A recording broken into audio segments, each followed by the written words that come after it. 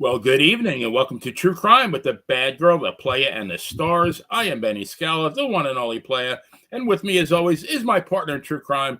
She is a New England professional wrestling Hall of Famer. She's Archie's mom, and she wins the internet just about every day. And I can only be talking about the very bad co-host, the Boston Bad Girl, Brittany Brown. Brittany, how are you? I'm good. How is everybody? You could tell the story about how you wanted to choke somebody out. We don't mind if you want to. You mean you want me to tell the truth? Yes. So help I'm you in a here, very right, Dave? bad mood. I wanted to beat somebody up today, and if I knew their address before I hung up on them, I would have driven there and beaten them up. My bet is on tomorrow that you're going to find their address and just film it for us. We can include it in the next episode. You got it. All right. Well, folks, fresh off her very sensational debut last week is Tiffany Star. Tiffany, we are very glad to have you back here as a regular. Hi. Hello. Wow. A woman of very few words. And look who's back. This guy's name is Dave, but it really should be Frank because he always tells it like it is. Dangerous Dave Star, welcome back, my friend. Thank you very much. I'm very excited to be on the show. We got a great crime podcast tonight. I'm great to be back. It's going to be an exciting show. I hope the people out in the chat room will help us on a few details. And I'm very excited to do my very first podcast with my beautiful daughter, Tiffany Star. And as I always do, I swear to tell the truth, the whole truth, and nothing but the truth. So help me. Amen. All right, guys. Well, before we do anything, we got to pay a couple of bills here, but then we're going to be right back and get into the show. Hang on. Hopefully I can do this. True Crime with the Bad Girl, the Playa, and the Stars is brought to you by the Burbrower Law Firm. Folks, if you've been injured in a car accident, please reach out to our good friend Adam Burbrower at the Burbrower Law Firm. Adam and his crew do things the right way with great results. Not only is Adam a great attorney, but the dude has framed pictures of Ernie the Cat Lad, the unpredictable Johnny Rods, and our very own Boston Bad Girl in his office. How cool is that? If you see Adam at the community pool trying to nail that elusive triple Lindy, you'll notice superstar Billy Graham tattooed on his back and Bret the Hitman Hart tattooed on his chest. This guy is not only the man of the hour, the man with the legal power, too sweet to be sour, he is also the excellence of elocution. Besides being a great guy, Adam is a true crime aficionado and an avid WWF historian. Who else can get you a great settlement while breaking down Mario Mancini's greatest matches? Well, that one's a quickie. Check out Adam at burbrowerlaw.com and follow him on Facebook. And don't forget to tell him that the Bad Girl, the Playa, and the Stars sent you. Well, guys, to me, this is one of the sadder cases that we're ever going to present. And give me one moment here. So, Gaby Petito was a beautiful 22-year-old girl from Blue Point, Long Island. I lived literally 1 minute walking distance from Blue Point. In the summer of 2021, she embarked on a cross-country journey with her fiancé, Brian Laundrie, with the intention of documenting her journey and becoming a social influencer. And unlike many of the cases we do, I'm pretty sure most of us are familiar with this one. Got a lot of coverage. So we're going to try to keep it brief. Tiffany and the Bad Girl will go through the timeline. And now we might occasionally interrupt if we have something to say, but then we can all talk about our own theories of what happened. All right. So on June 17th of 2021, Petito and Laundrie visited her native Blue Point for her brother's graduation ceremony. On July 2nd, 2021, they left Blue Point in the Ford Transit Connect van for their cross-country trip. They headed west and visited and documented many sites along the way. On August 12, 2021, a witness called 911 to report that a couple, later identified as Laundrie and Petito, were fighting in front of the Moonflower Community Cooperative in Moab, Utah. The caller said they saw a man slap a woman, after which the man and woman ran up and down the sidewalk. Then the man hit the woman again before they drove off together. Another witness described the incident to police as looking like Petito and Laundrie were talking aggressively and that Petito was punching him in the arm. The witness said it looked like Laundrie was trying to leave Petito behind and take her phone with him. Before they drove off together, she climbed into the driver's seat, moved over into the passenger seat so he could drive, and asked him, "Why do you have to be so mean?" Officers from the Moab City Police Department identified the van driving erratically near the entrance to Arches National Park and conducted a traffic stop. They found Petito sobbing in the passenger seat, with police body camera footage showing that she then told officers, "Yeah, I don't know if some days I just have really bad OCD. I was just cleaning and straightening up.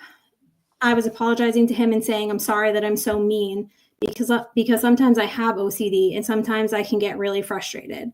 Not like mean towards him. I just like, my vibe is I'm in a bad mood and I was just saying I'm sorry if I'm in a bad mood. I just had so much work I was doing on my computer this morning and I just now quit my job to travel across the country and I'm trying to start a blog. I have a blog, so I've been building my website. I've been really stressed and he doesn't really believe that I could do any of it. So we've just been fighting all morning and he wouldn't let me in the car before." Petito first downplayed the physical altercation after the officer pointed out marks on her arm and face and told her to just be honest.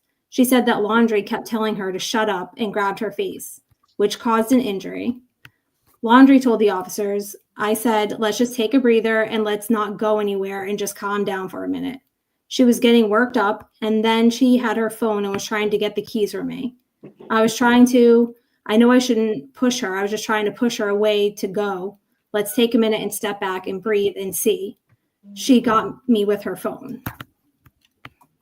Petito told the officer that she hit Laundrie first and asked the officers to not separate them. In this report, one of the officers wrote, "At no point in my investigation did Gaby stop crying, breathing heavily, or compose a sentence without needing to wipe away tears, wipe her nose, or rub her knees with her hands." The male tried to create distance by telling Gaby to take a walk to calm down. She did not want to be separated from the male and began slapping him. He grabbed her face and pushed her back as she pressed upon him and the van. Neither Petito nor Laundrie wanted to press charges as a result of the incident, which was characterized by police as a mental breakdown rather than domestic violence, which would have required an arrest. The police separated the couple, arranging for Laundrie to spend a night in the Bowen Motel in Moab and for Petito to stay in the van. Okay, so I have a couple of questions, or throw out a couple of questions to everybody in the room there. I guess number one, did the police handle this correctly? Should they have arrested them for domestic violence? Number two, why have a 22-year-old girl stay in a van by herself and put a 22-year-old guy who's much more capable of defending himself in a hotel? And number three, I heard that even though that this all happened, they hooked up before the end of the night. So anybody else want to comment, please do. Yeah, I agree, Benny. I don't know why they would send a 22-year-old girl off on her own in a van, clearly in a place that she's not from, nowhere near where she's from.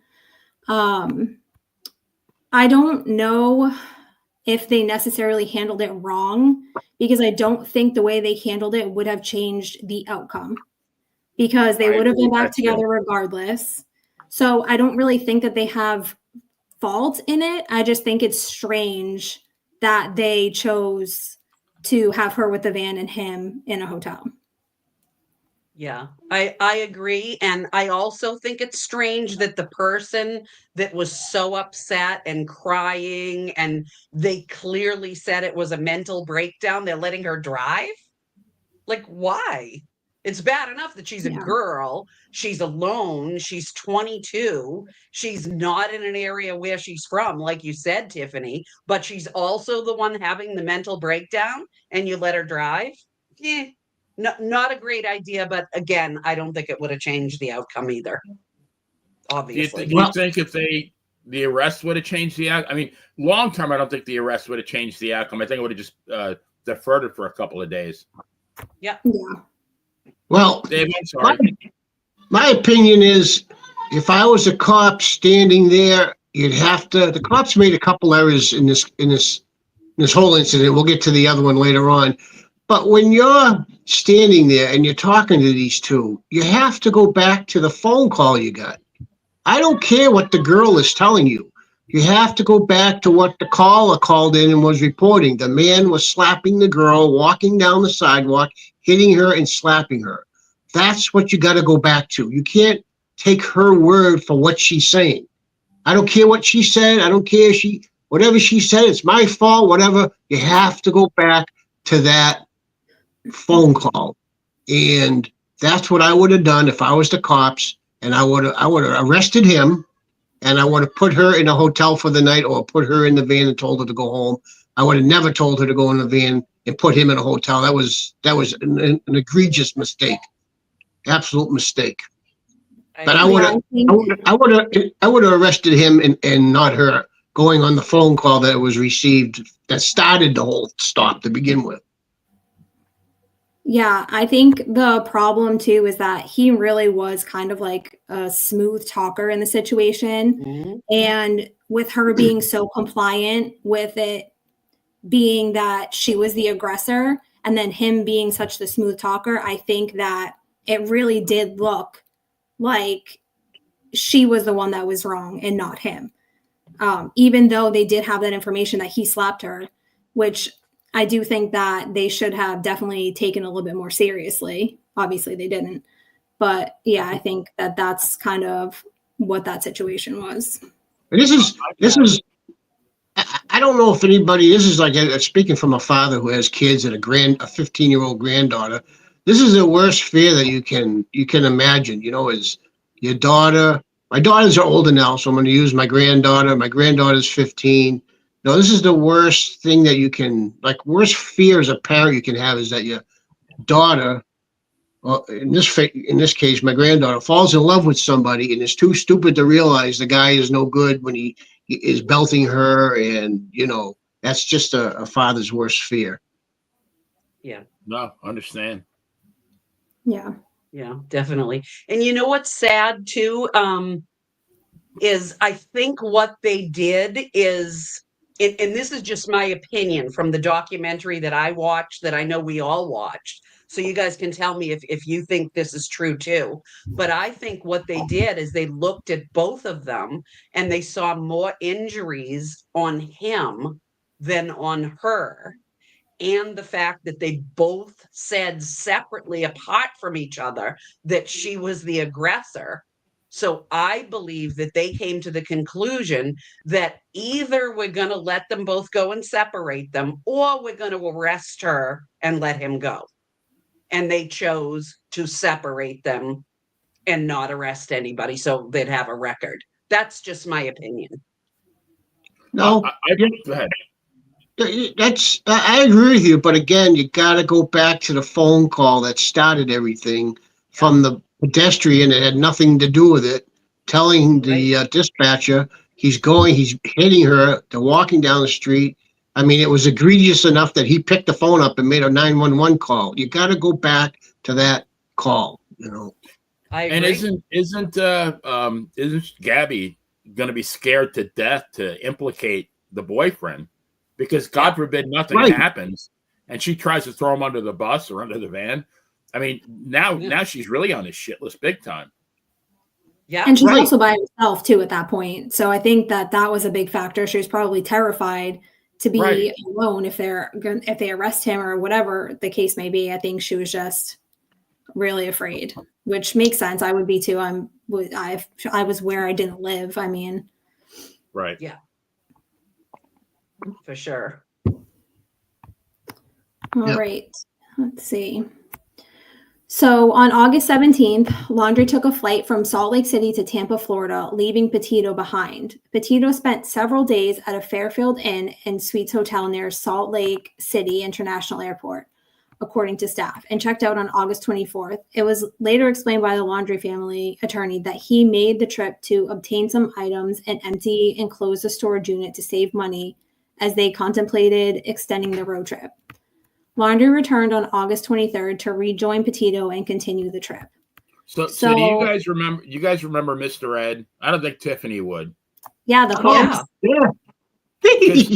If Mr. Ed were here right now, you know what he would say? That's a lot of bullshit, Wilbur. Is anybody buying that this guy's going back to empty a storage unit to save money? I mean, what's a round trip from Salt Lake to to Florida?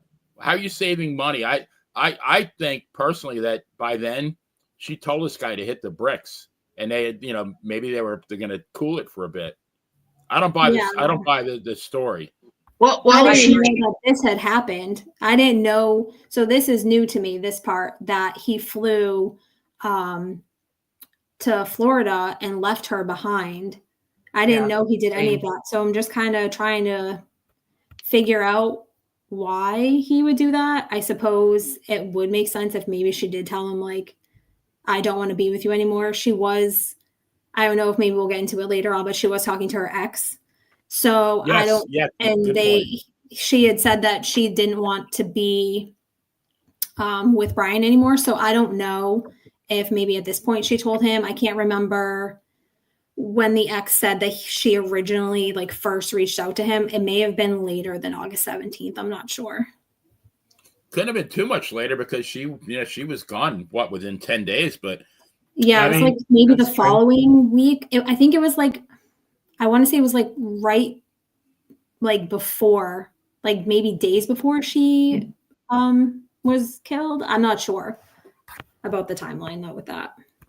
Yeah, that's very I didn't know that he took a flight back to back home, and I don't recall that being in the documentary that I saw.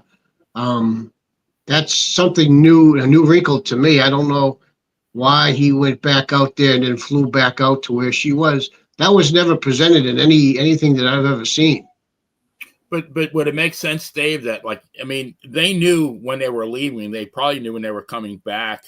And number one, I don't know how much they were paying for the storage unit, but I'm sure he paid a crap ton of money for that plane flight, or at least the parents did. Why wouldn't he just say, why wouldn't he just say, hey, I'm going to FedEx the key to you? Can somebody go do it for me? It just doesn't make any sense. Yeah, it's strange. It's strange. Almost like he was setting himself up for something. Yeah, that's what I was going to say. I think by then she had enough of him, or maybe it was mutual, and it was like, let's cool it for a week or so and see what happens. And maybe they kissed and made up long distance while he was gone, because he came back on the 23rd, but I mean, there wasn't much. Yeah, after that, she wasn't around for much longer. That boy didn't look right, anyways. Like I was talking to Brittany about it.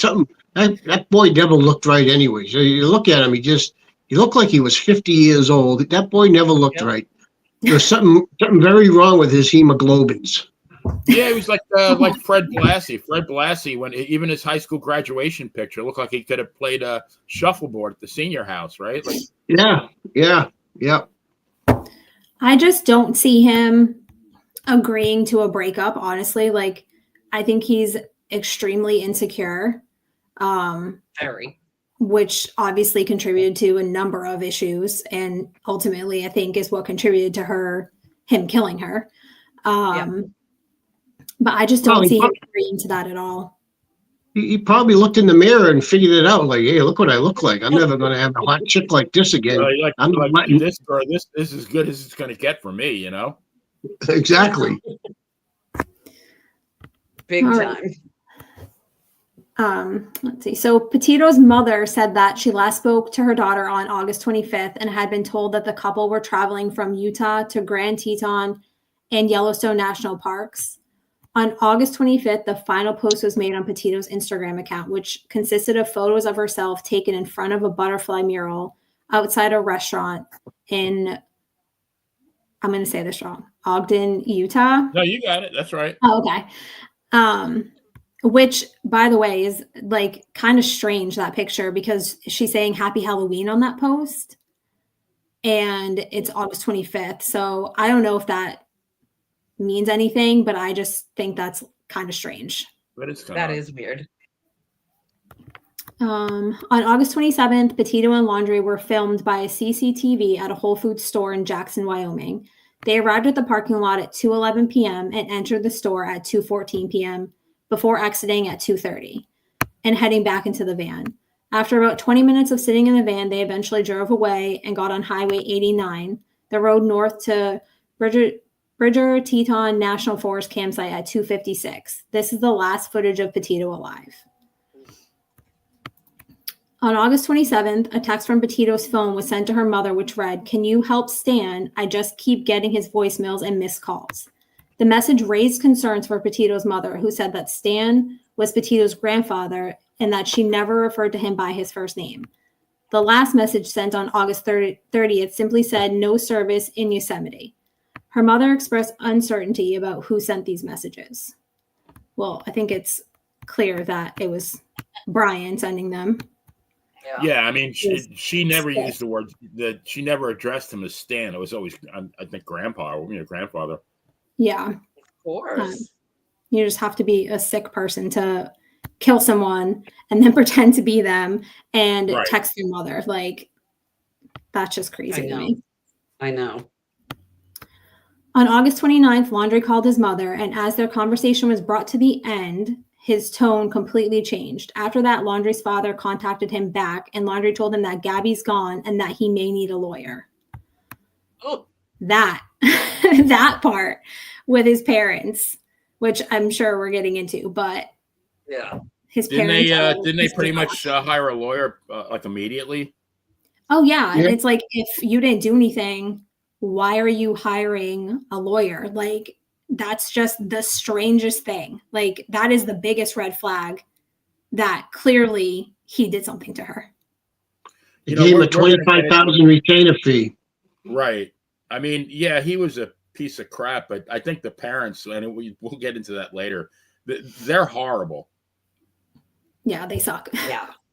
Yeah, they're pieces of crap from what I saw. And just, I mean, just looking at them, the smug looks on their faces and the way they responded to the police, like they were above everybody. I mean, I don't know who they think they are, but to me, it looked like they thought they were above everybody else, including the police. Yeah, the daughter didn't look too right either. I don't know if you've seen footage of the daughter, but she didn't look too right. That was like one weird what's family. The name of the Genius Place, Mensa? They're not going to be recruiting the daughter anytime soon. You got that right. Yeah. He's kind of, this is like a kind of family you'd see on Animal Planet, out in the woods, like naked and afraid. Right. All four. Please no. Please no. Oh, don't say that. Want to see that. Don't say that. Last night they had Naked and Afraid on with a woman with no legs. Did you see that episode? No. Yeah, they had a double amputee on Naked. I had to shut it off. I almost upchucked. Oh. All right, let's get back on topic here, David. Okay. Saved a lot of money on shoes. All right, go ahead. Sorry. Yeah, definitely. And pants maybe too, depending on where but we won't go there. So anyways, on September 1st, Laundrie returned alone to his parents' Northport home in the Ford Transit Connect. On September 6th and 7th, he and his parents went camping. How nice. At Fort DeSoto Park in Pinellas County. All right, so this kid has been camping for the last 7 weeks, right? Gets home, September 1st? 5 days later, like your girlfriend is missing. Their future daughter-in-law is missing, and after 7 weeks, you're going to go on vacation. You're not going to go try to find her. I don't think he was ever at the house. I honestly don't think that he ever was at his parents' house. So really, nobody saw him. The cops never spoke to him. Nobody actually physically saw him there. They only had the word of what the parents were saying when they originally went there. And they said, "Oh yeah, he's in here. He's not talking to you." First of all, why would that even be an acceptable answer to law enforcement? Like, no, I'm sorry. Like, if he's an adult if he doesn't want to speak because he has a lawyer, then he needs to come out here and say that to us, not you, his parents. Right. So I just think it's strange that he was never seen. Nobody ever spoke to him. And there was no, from what I remember, there was no sighting of him leaving the house to go on that camping trip with his family. So but I don't know if I believe that he was ever in the house. So he actually drove the van back there. Right. There's there's video footage of him driving it along the way, I think. But I think that it is possible that he drove there. And I mean, he had more than enough time to come up with a plan and to leave before anybody even realized anything was going on. Yeah. It would have made a lot of sense for him to hang around. Well, again, like the Karen Reed case, if the police officer just said to the parents the first time, listen, when they ran the plate to the van that came up in her name, your son's here, either he can come out on his own or we're going to come in and get him. I don't care if you have a lawyer. We have probable cause. There's a girl missing. Her van is in the yard. You went camping with her 7 weeks ago, and now she's missing. You're alive. Right. So you don't take, hey, we got a lawyer, and then that's it. You go in and you get him. Either he wants to come out, or we're going to go in and get him. If that means you got to get at that point, isn't that probable cause to go in there? Definitely. I mean, I would. Not a good look for the police department, I don't think. No, I don't. Well, what about the fact that they lied and said it was registered to both of them? And then when they ran the plate, they found out that it was only registered to her. Isn't that probable cause? I would assume that would definitely be a red flag and a reason to go in. But they didn't even want to go in though and talk to them. Like they were giving the Long Island Police Department, Tampa was giving them a hard time. Yeah. And they were saying like, I don't see what the issue is here. And they're like, hello, there's a woman missing. She's been missing. She hasn't been heard from. Like, what do you mean? And then finally the police officer was like, okay, like maybe I'll go up there and see what's going on. Wouldn't that wouldn't that have answered a lot of questions if they just went into the house? And if he's not there, then that answers a lot of questions. And if he's there, that answers a lot. Right, yeah. Yeah. Just like the Karen Reed case. If they had gone into the house, it would have answered just about the whole case. Yep. That's very true. Yeah, good point. Very, very true. So back on September 11th, after not hearing from Petito since late August, Petito's mother, Nicole, filed a missing person report. 4 days later, Laundrie was named a person of interest. His parents hired a lawyer and, based on his advice, remained silent and refused to talk to anyone about the case. Lovely people. Police surveilled the Laundrie home and saw him leave on September 13th. 2 days later, they saw his car return. Police believe the person who exited the car and entered the home was, in fact, Laundrie.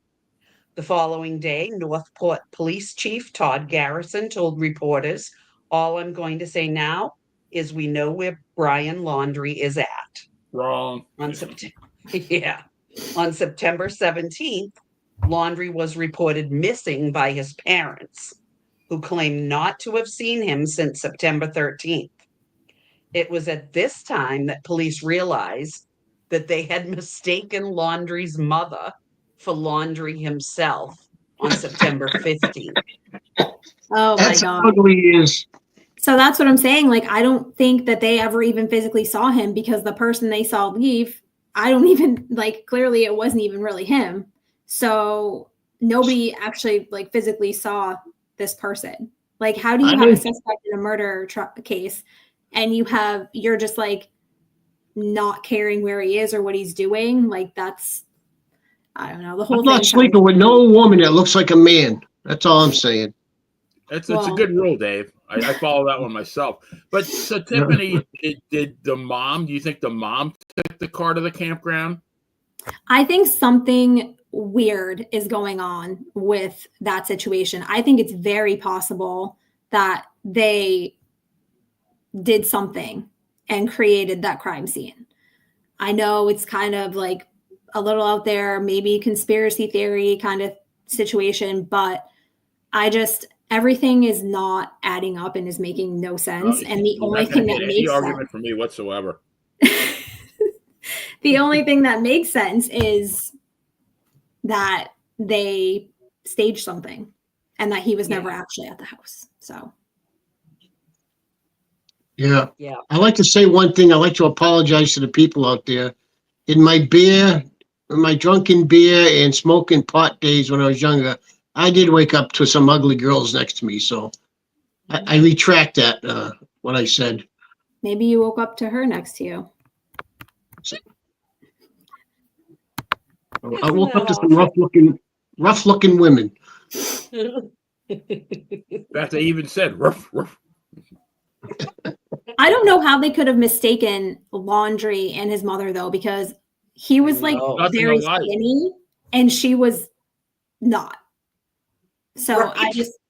I don't know. She looked like a cigarette. Very nicely said. Yeah.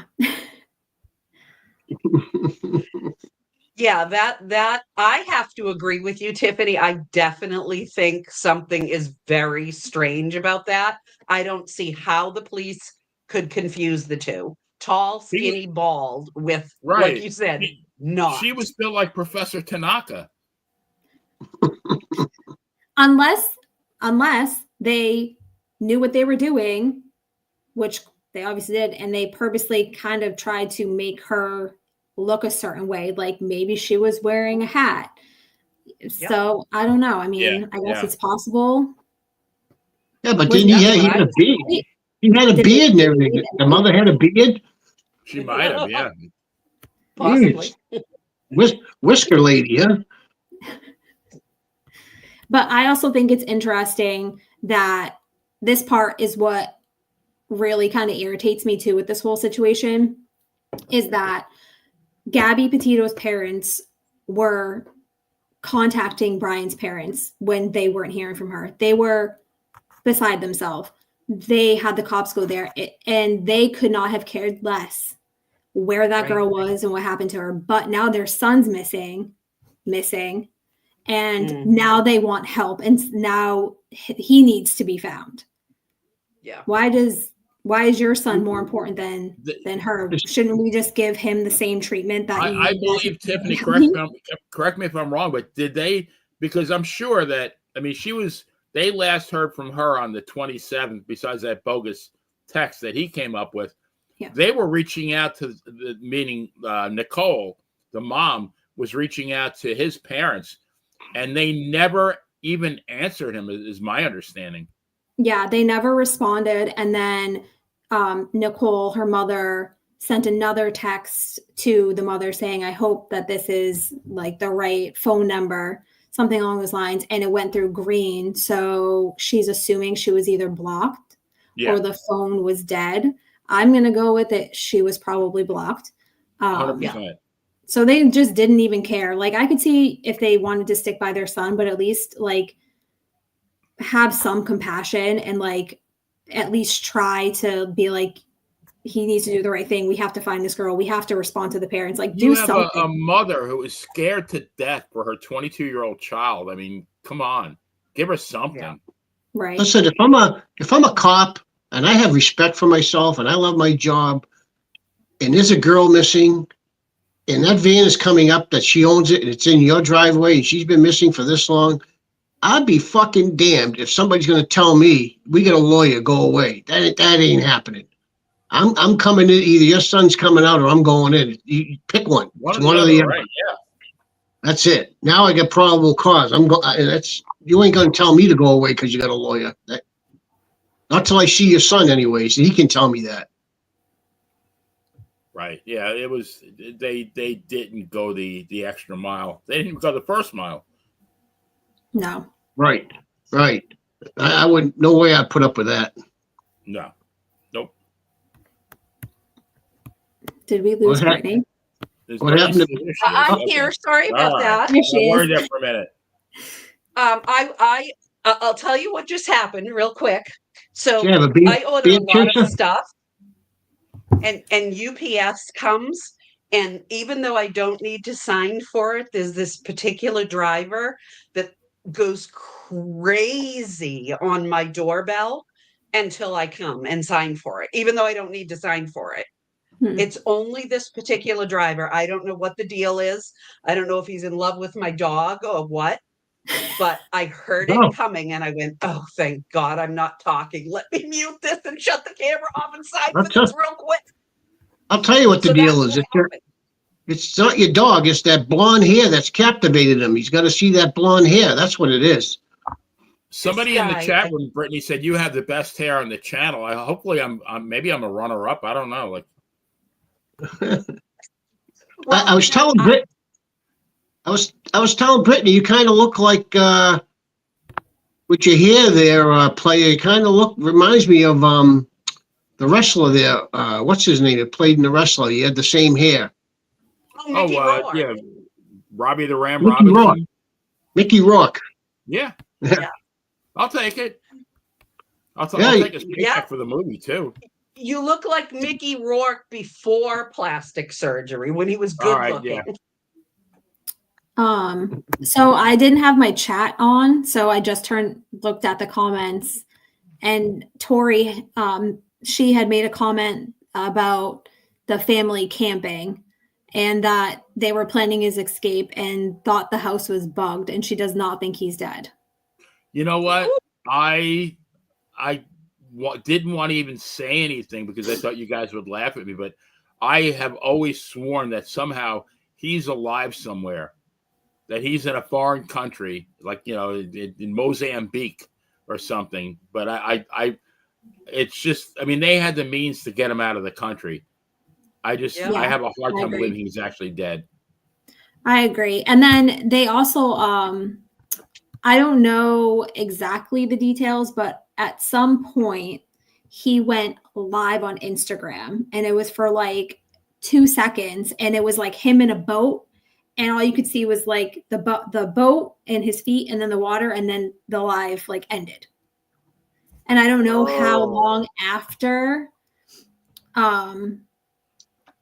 all of this happened, like him missing and or if they found him dead. I don't know how long after that incident happened with the Instagram live. Wow. Yeah. I didn't know that. There was also something that I'd seen about his Spotify account. So somebody had been in his Spotify account, and they either added or deleted music from a folder. Whoa. Interesting. Yeah. Interesting.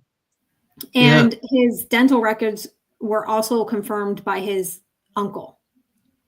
Tori just reminded me that so I don't know who else identified him. Yeah, because Lord knows those parents weren't involved, because I'm sure they stepped away from that. That's probably why they had the uncle do it, right? So they wouldn't be involved. Well, they're the ones that found him. That allegedly, yeah, right. Yeah, which I'm sure we'll talk about. So I won't get into that just yet. But all right. Yeah. So after obtaining search warrants, police seized the Ford Transit Connect, an external hard drive, and the Laundrie family's Ford Mustang from the Northport residence. On September 19th, human remains matching the description of Petito were found at the Spread Creek dispersed camping area in Wyoming, not far from where the Ford Connect was previously observed.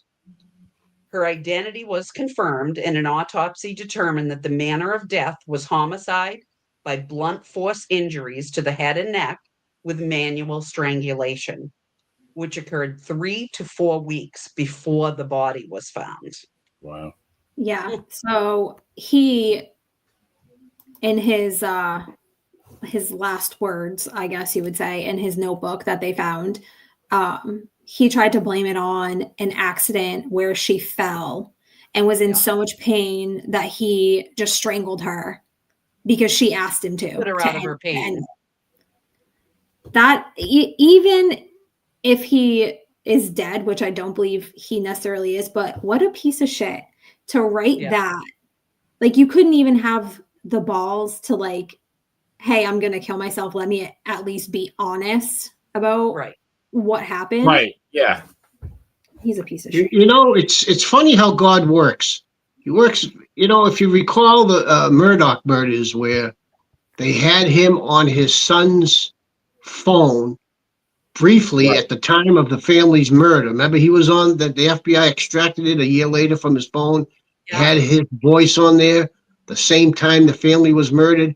It's funny how these hippies that were going through the park were videotaping the street in front of them as they're going down, looking on the side, and there was the van right there. I don't know if you saw that. That's how they went. That's how they went and found and searched that area, because these hippies who were camping and videotaping saw this on the news and said, "Hey, that van looks like the van that we videotaped when we were going through the park. Let's go back and watch our videos." And lo and behold, there was the van off to the left as they were going by it. Yeah. So originally, the time that she had gone missing, they had said it was August 24th. And so these people who had that video were like, oh, we weren't even there at that time. So they didn't think anything of it. And then the police came back and they changed it to now it's August 27th. And they were like, oh, wait a minute. We were there at that time. Let's go through that footage. I know I have it. And so they went through, and that's where they found the van. So if they hadn't changed that timeline, that video probably wouldn't have even been known about. Right. Wow. See how things work out? You know, and that's why they went there in that area and started looking for her, and then they found her. Yep. Crazy. So on September 23rd, the United States District Court for the District of Wyoming issued an arrest warrant for Laundrie due to his unauthorized use of Petito's debit card to obtain $1,000 or more between August 30th and September 1st. The FBI took material to match Laundrie's DNA from his home. Then on October 5th, in an interview with ABC News, Laundrie's sister Cassie encouraged him to surrender to authorities. 2 days later, Laundrie's father joined investigators in searching for him at the T. Mabry Carlton Reserve in Sarasota County, Florida, focusing on areas he used to frequent in the reserve and the adjacent Mayapakachi Creek Environmental Park. Good job, Brittany. You had That's a mouthful. Yeah, that whole thing was suspicious because the cops had been searching for him in this area and didn't find him, couldn't find him. It was flooded. So I don't know. I'm sure that played a part in it. But as soon as the park was reopened to the public, his parents the police got word that the parents were going to go search for him. So within an hour, they find his bones, his belongings, this notebook. They find everything within an hour. Yeah. But the cops, who this is their job, couldn't find him. Like, that is pretty suspicious to me, that they could go in there and they're like, no, this is where he is. And within an hour you find him. And the fact that they were bones is also like a little strange, because Gaby was out there for, what was it, like a couple weeks? 3 weeks, right? I think it was 3 weeks. And her was not, like, you could tell it was her. She wasn't bones. And like, he was out there for, I think, about the same amount of time, and he's completely all bones. Yeah. I don't know. I mean, honestly, I'm not a medical examiner, and I don't know the ins and outs of rigor mortis and people dying and all that. But to me, Right. it just seems kind of suspicious. Very shady. Yeah. Very suspicious. Yeah. Yeah. So on October 20th, Laundrie's skeletal remains identified by forensic dentistry and some of his belongings were found in that creek. I'm not saying it again. In an area that had recently been underwater due to flooding. His cause of death could not be determined by an autopsy, and his remains were given to a forensic anthropologist for further examination. On November 23rd, it was announced that the anthropologist had concluded that Laundrie died of a self-inflicted gunshot wound to the head. Interesting. So essentially, his uncle, even though they had the anthropologist look, but the anthropologist looking at bones, so he can't say for sure, like, this is Brian Laundrie. So essentially, his uncle is the only person who identified him, which I'm confused about why his uncle was allowed. Right. Why have a relative? Right. That's, I don't know. That's weird to me. Yeah. Sketchy to say the least. Yeah. Very shady. Putting it very mildly. Yeah. I want to believe he killed himself. I really do. It's just, I don't know. There's too many holes in the story. Like, no one ever seen him. And what I understand is when they went camping, and maybe I got the timeline off, by this time, wasn't there like reporters and people outside the house every day chanting? Oh, yeah. Yeah. Yeah. So I don't understand how nobody saw this kid. He just didn't leave the house for this entire time. Yeah. You know, they were outside the house 24/7. Where's Gaby? Chanting and yelling. And they're at the sister's house because I seen the elephant come out and I seen the elephant and her husband come out and telling the reporters to get off the lawn. And how does he come out of the house to go camping with all these people out? And if the police are surveilling the house and all these people are out there with bullhorns and chanting, and I don't see how nobody ever saw this kid. He probably walked behind his sister. Yeah, right. She provided shade. I don't think there's any way that these parents would have let him kill himself. I have a hard time believing that. I'm sorry. And they also didn't have a like a ceremony or anything for him. Like there was no funeral. Like I don't know if they cremated him. I think that was what I heard. So they could have at least had like something for him. Yeah, a service. Something, but they didn't have anything. His mother, Nothing. who's literally obsessed with her son, clearly, because she writes him weird notes. The best thing you can do if you commit a murder, the best thing you can do is I've seen episodes on this, is to cremate the body, because they can never dig the body up and go back and do another do another autopsy on it. You can't exhume dust. Right. Exactly. Yeah. Right. I've seen some episodes where they didn't do that. The people that committed the crime, and they got away with it until they exhumed the body for a second autopsy, and then they got caught. One was with arsenic.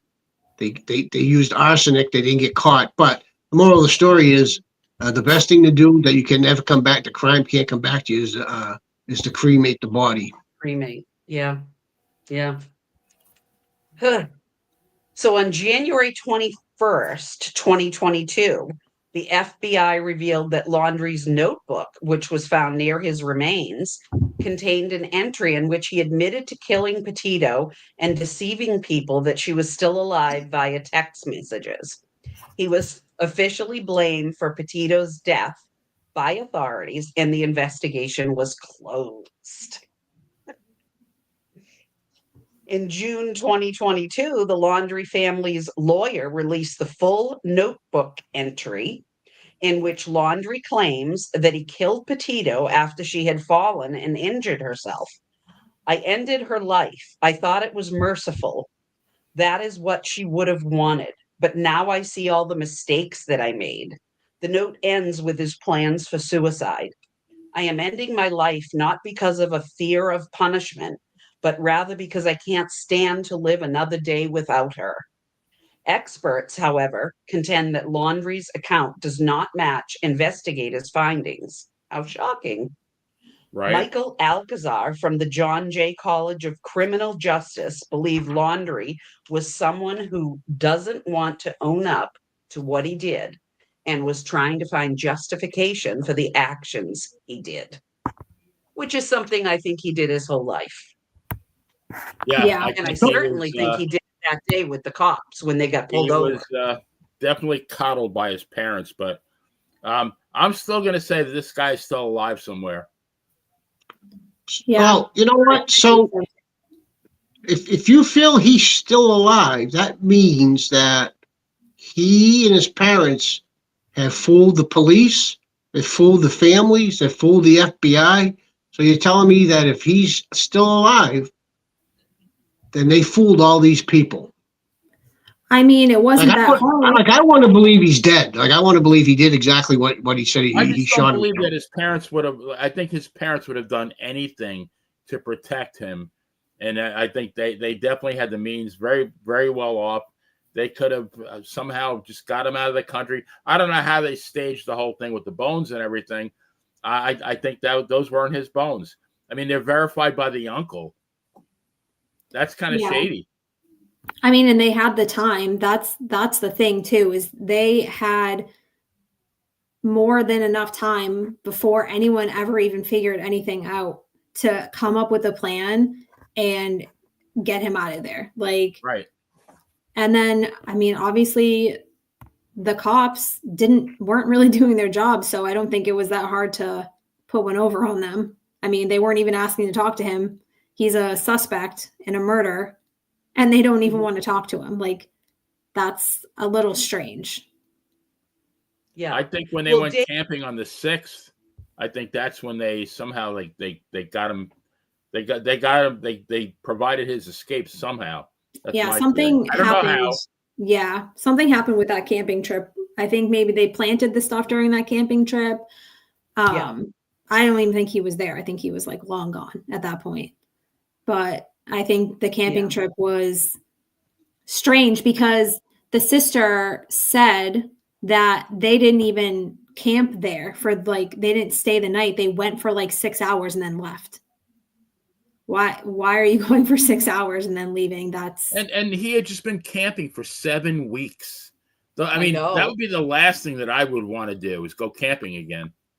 Yeah. Right. Yeah. You just couldn't get enough of it. Well, in your theory, he'd have to hide for the rest of his life. He wouldn't be able to come out. He wouldn't be able to show his face.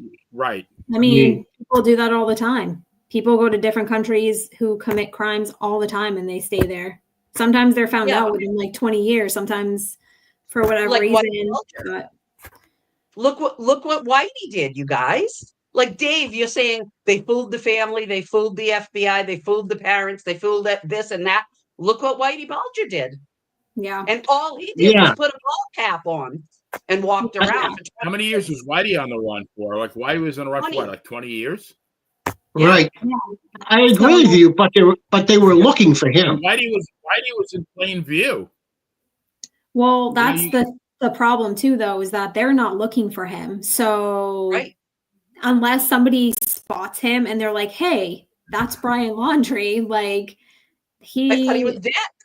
Yeah. So no one's looking for him. So I mean, he could hide forever. Hopefully he's got to be wearing a wig at least. Maybe he's looking like his mom now. I don't know. Right.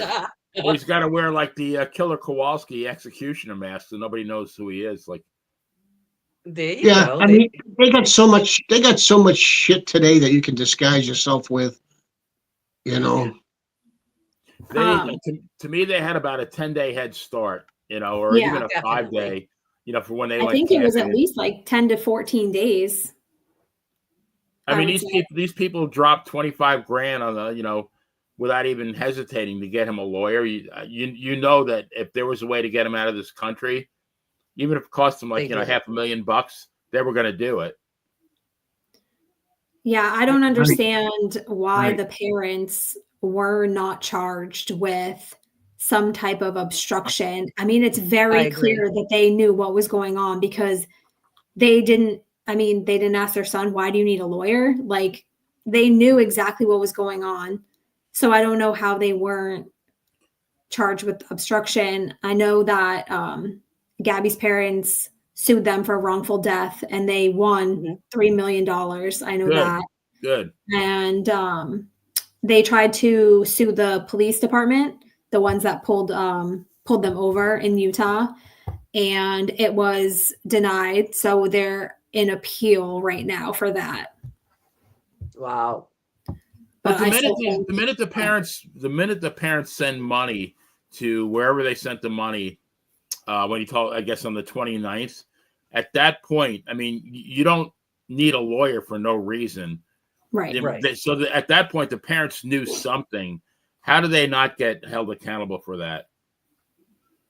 Yeah, I don't understand how they got away with, like, I mean, I get that they were sued, whatever, but that also, like, to me, that's not really justice. For, like, justice would be them being charged, like going to jail, or I don't really know if they would go to jail for obstruction. I don't know how that works, but something to be like, hey, we know that you knew what was going on and you chose to do nothing and you didn't care. So right.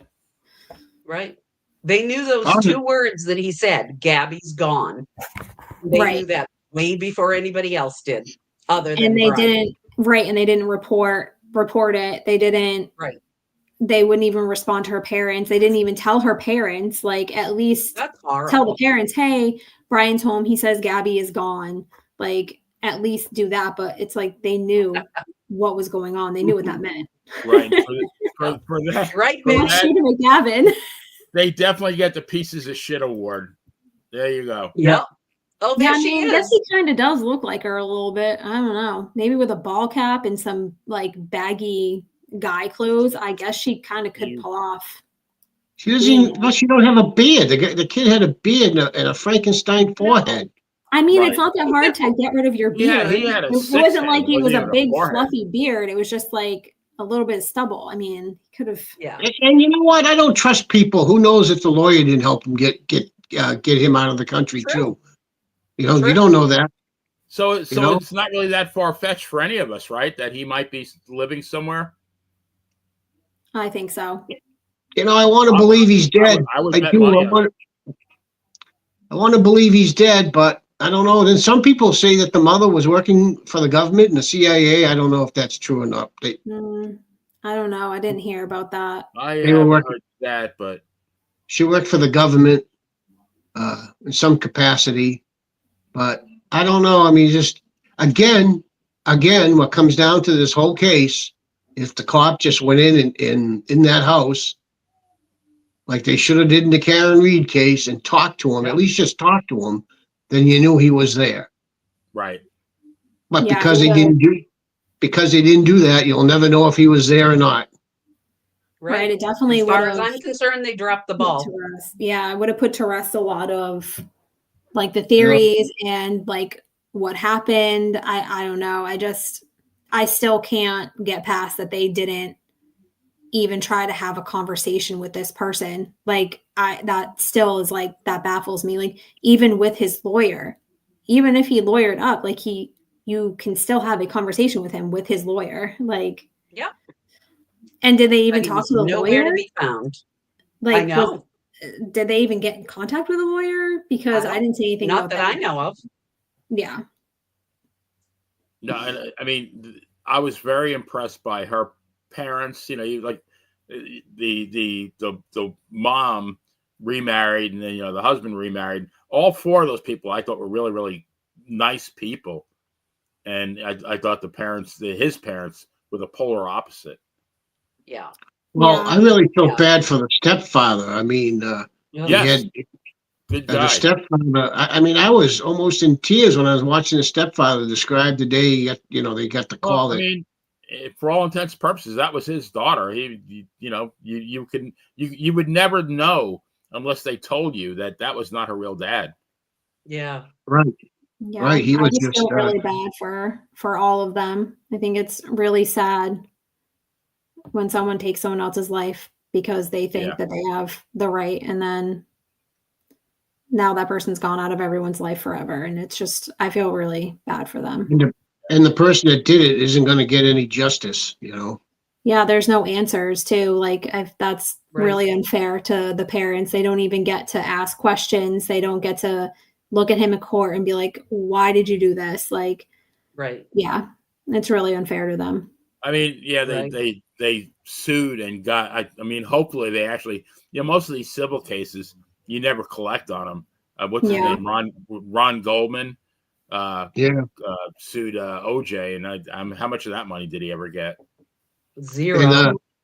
And the girl from that went missing in overseas. What was her name? She on the graduation trip. She went to Aruba. Oh no, Natalie Holloway. Yeah, you know, like they won a lawsuit, but they never got any money either. I mean, $3 million, that's a lot. I mean, who's coming up with $3 million? Yeah, I agree. Yeah, not really sure. So, guys, let's call this one a night. Thanks to the usual suspects in the chat room, as well as the millions and millions of true crime fans around the world. I say every time, we will never have a shortage of pieces of shit to talk about. There's just too many of them. So make sure you subscribe to the Monty and the Power YouTube channel so you won't miss any episodes. Please do not forget to join yours truly and Dan tomorrow night at 7 o'clock for Dan and Benny in the Ring. And then on Wednesday night, I'm going to be co-hosting the second episode of When It Was Real, starring the author and WWF historian Nikita Brezhnikov. And this week, we're going to talk about the legendary Pedro Morales. Are you ready for any kind of action? So if you're a fan of old school wrestling and you want to take a great trip in the wrestling Wayback Machine, this show is for you. Yeah, Nikita is he's like the Rain Man of professional wrestling. The guy knows dates, times, who smoked a cigarette in the 8th row. I mean, it's just mind-boggling. That was a great show. That was a great show. Well, thank you. Yeah, I mean, when I wake up, I look at my driver's license to remember who I am. This guy remembers shit that happened in 1978 like it happened yesterday. Unreal. That was a great show on Strongbow. That was an excellent show. It'll be another good one on Pedro. Definitely. Yeah, it will. But yeah, so for the bad girl, Tiffany, and Dangerous Dave, this is the One and Only Playa telling everyone to stay safe and see you next crime. Good night, folks. Bye. Bye.